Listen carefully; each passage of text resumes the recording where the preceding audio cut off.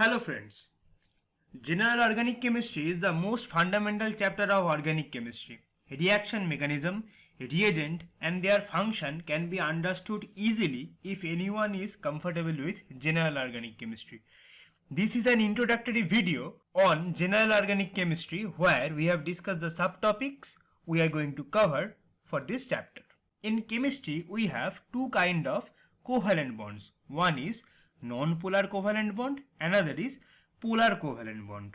We know that electron density of any bond can be predicted as electron cloud. So if we take the example of Cl2 molecule here, this electron cloud is symmetrically distributed, and for this no charge is introduced over any chlorine atom.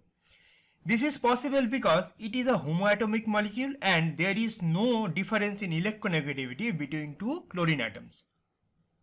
But in case of HCl molecule, as there is a difference in electronegativity between hydrogen and chlorine, electron density is shifted towards more electronegative chlorine atom. For this reason, hydrogen is delta positive and chlorine is delta negative. This covalent bond can be dissociated in two ways: homolytic bond dissociation and heterolytic bond dissociation. So what is homolytic bond dissociation? In a covalent bond, two elements will contribute electrons to form a bond.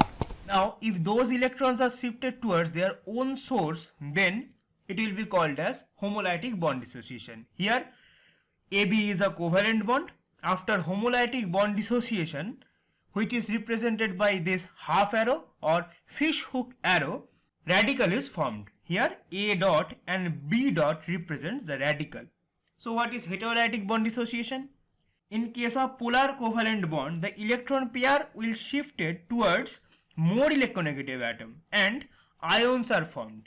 So in this AB bond, B is more electronegative and it will become negative, A will become positive, and if A is more electronegative, then it will become negative and B will become positive. So in homolytic bond dissociation we have radicals, and in heterolytic bond dissociation we have ions. These radicals and ions are called reactive intermediate. To explain the stability of this reactive intermediate, we have two processes: minimization of charge or delocalization of charge. By these two processes, we will try to decrease the overall charge density. To explain the stability of reactive intermediate, we use inductive effect, hyperconjugation and resonance. By using these effects, we can explain the stability of carbocation, carbon ion, carbon free radical, carbene or alkene. A carbene is a molecule containing a neutral carbon atom with a valence of 2 and 2 unshared valence electron. We will explain carbene at the end of our lecture series. Next we will deal with acid-base theory. Here H is an acid. After dissociation it will form H plus and A minus. A minus is called as conjugate base. More the stability of conjugate base, more will be the acidic strength, and the stability of this conjugate base can be explained by inductive and resonance effect. In case of basic strength, we use the lone pair density over nitrogen, more the electron density over nitrogen, or more the stability of the conjugate acid, more will be the basic strength.